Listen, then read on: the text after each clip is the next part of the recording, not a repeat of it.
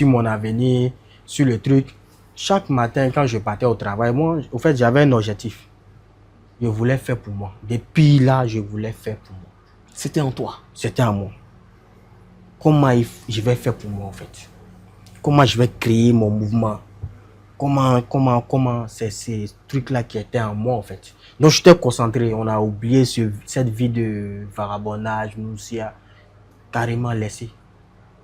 Donc, avec lui, je crois qu'il a fait 3 ans avec lui. Et puis, on a eu des accords, comme on le dit. Des accords parce que apprenti, patron, il y a des souvent, il y a des hauts et puis il y a des bas. Oui, oui. Voilà. Et puis, de chez lui, maintenant, il m'a renvoyé. D'accord.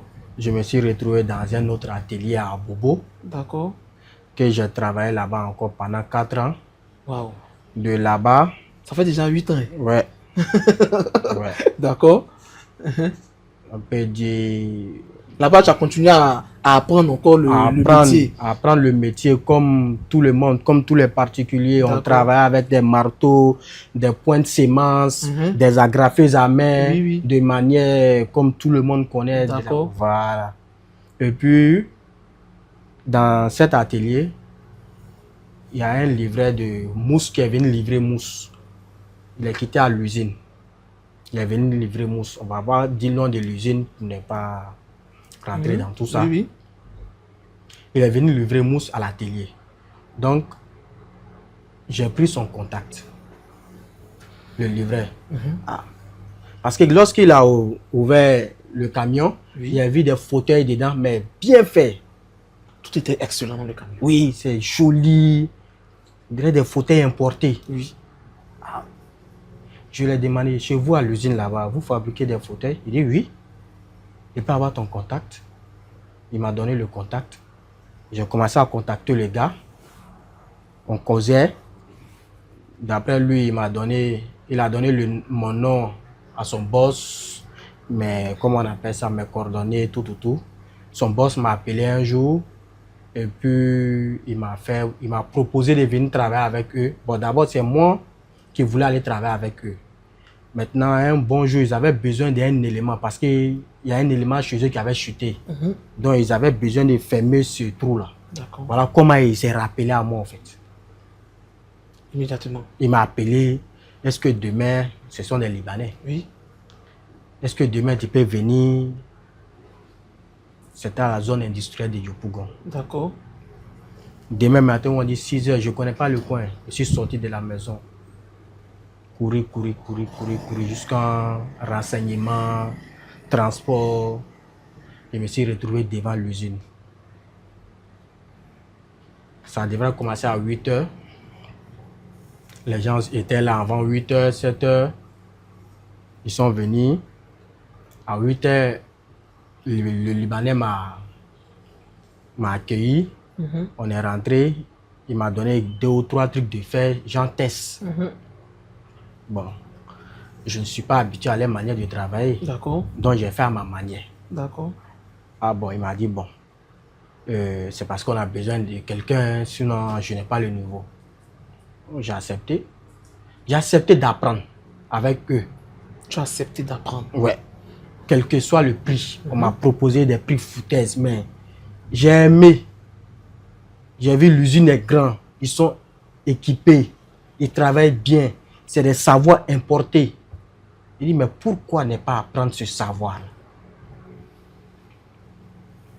Mais comme j'avais cette volonté de bien faire les choses, j'aimais le travail. J'ai fait 9 mois avec eux. Et je n'ai pas duré là. 9 mois? 9 mois. Donc, attends, si je comprends bien, tu me disais quoi, que tu as fait 9 mois uniquement. Alors que dans les autres endroits, tu as fait 3 ans et tout ça. Ouais. Mais pourquoi 9 mois? 9 mois parce que il me suffisait de quelques mois pour apprendre les manières de travailler. Hein. J'étais pour aller pour apprendre, pas pour aller travailler pour les gens. D'accord. Toi, tu avais déjà tes idées? J'avais mes objectifs. D'accord. Je voulais m'installer. Donc, les manières de travailler m'inspiraient. Les savoirs m'inspiraient. D'accord. Je voulais apprendre à travailler comme eux afin de m'installer. Donc, 9 mois a suffi pour apprendre. Pour apprendre. Mhm. Et c'est de là que tu as... C'est de là-bas maintenant que tu as cherché à pouvoir Ouais. faire ton entreprise. Ouais. Ou bien tu es passé d'abord à la maison, tu es venu Ouais, directement. ouais, faire l'entreprise, on parle pas d'entreprise d'abord, on D'accord. parle d'atelier, D'accord. un coin où... Là, mais tu as trouvé, tu as fait un nouveau coin à toi seul maintenant, quoi. Ouais, bon, je t'explique un peu. Mhm. Pour laisser les gars, j'ai fait contact à un de mes amis qui s'appelle Chakoul. D'accord. Ah, Chakoul, c'est comme toi tu travailles dans telle entreprise, moi je travaille dans telle entreprise, on a acquis des savoirs. Est-ce qu'on va pas s'associer pour monter quelque chose? D'accord. Ah, il m'a dit c'est une bonne idée, hein, parce que déjà les gars là, ils sont venus pour nous exploiter. Ils nous payent pas bien, hein, et puis en plus on travaille comme des... sans être déclaré même. D'accord. Donc on s'est associés pour monter quelque chose. Maintenant pour monter quelque chose, il faut un lieu, Oui. une localité. Mais comment ça va se passer? Bon, puisque par la grâce de Dieu, moi, mon papa, on a une cour à Djamé et puis il y a un petit coin qui reste à côté.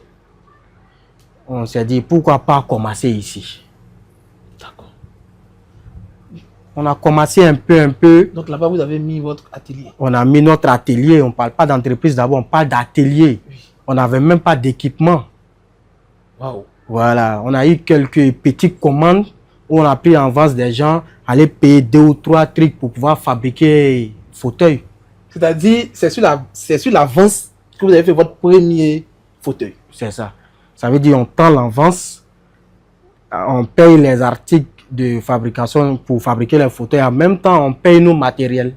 Ça veut dire notre agrafeuse, nos marteaux.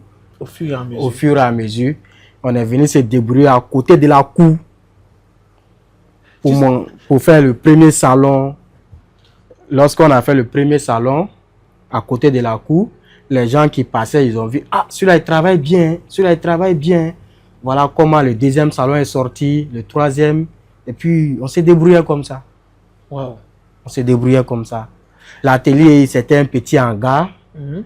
Il n'y avait même pas de... C'était pas couvert, c'était hangar, 2 ou 3 tôles pour pouvoir s'asseoir en bas. Et puis on travaillait sous soleil. Wow. Ouais, on fabriquait sous soleil à côté de la cour. Quand on est fatigué, on se repose et puis après on reprend. Voilà comment tout a commencé. Et puis... Mais tu sais, quand tu es en train de me parler, depuis qu'on a commencé l'émission, je constate que tu as comme un esprit d'entrepreneur qui est en toi depuis très très longtemps. Parce que pour avoir traversé tout ce que tu as eu à vivre et toujours garder dans ta tête ton objectif, c'est-à-dire bâtir quelque chose à toi-même, je pense que il faut vraiment avoir l'étoffe même de l'entrepreneur. Et c'est ça qui m'envoie à te poser une question. C'est une parenthèse que j'ouvre. Tu sais, de manière générale, en ce moment, partout sur le net, tu vois les gens en train de dire comment commencer des 0 francs pour devenir millionnaire. Donc, moi, je dis, est-ce qu'on peut commencer à 0 francs? Est-ce qu'on peut commencer? Il y a au moins quelque chose, l'intelligence, le local. Mais tu me dis que là, tu as dû prendre l'argent des commandes pour pouvoir venir. Donc, tu avais déjà au moins une petite expérience. Oui. D'abord, quand j'étais à l'usine, d'abord, on économisait nos salaires. D'accord. Il y a ça aussi qui nous a lancé. Et puis, il y a le soutien des parents. Genre, tel que ce petite localité qu'on te dit, il faut prendre, tu vas faire.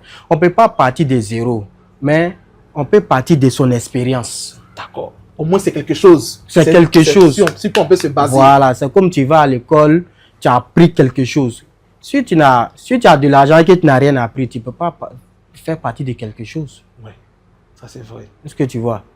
Donc, l'économie même qu'on avait gardée à partir de l'usine où on travaillait, nous a propulsé un peu à acheter certains matériels qui devraient nous aider à fabriquer.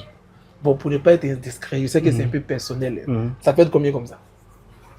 Combien comme ça? Que vous avez pris pour commencer? Disons 200 000, 250 000. 200 000, c'est quoi? 250 € pour commencer le business. Oh, ça, c'est le fruit de votre travail, c'est votre salaire. C'est notre salaire. Cumulé. Pendant quoi, quelques mois. Pendant 9 mois comme ça, 250 000. Waouh! Oui. Oui. Donc, tu me racontes quoi là? Pendant au moins 9 mois, est-ce que vous avez pu garder de côté quelqu'un? Oui, c'est ça. C'est ce qu'on a pu garder de côté. Et puis, nous deux.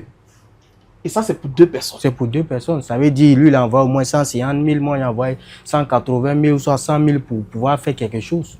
Pour pouvoir payer les tolls, faire hangar, marteau, pointe, bon, pour pouvoir donner un coin où on dit on fabrique fauteuil ici.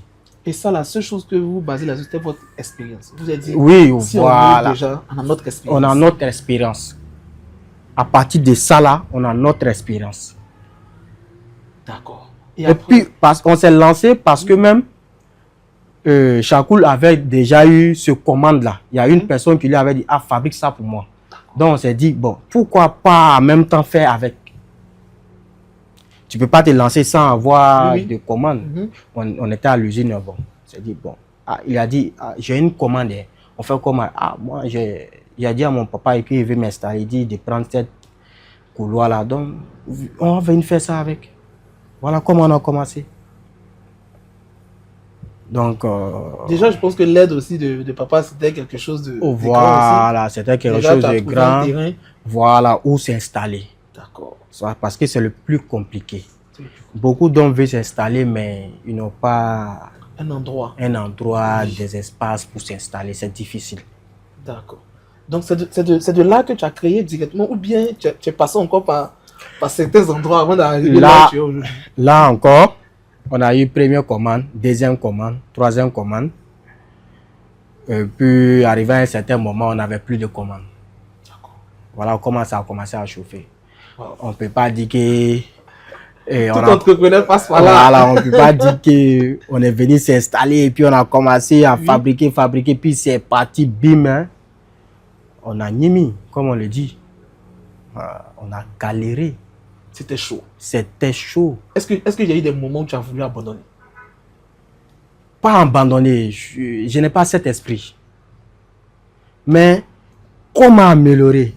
Comment ça va venir? Comment les marchés vont venir? Je peux fabriquer. Mais comment attirer la clientèle? J'avais pas cette expérience et tout.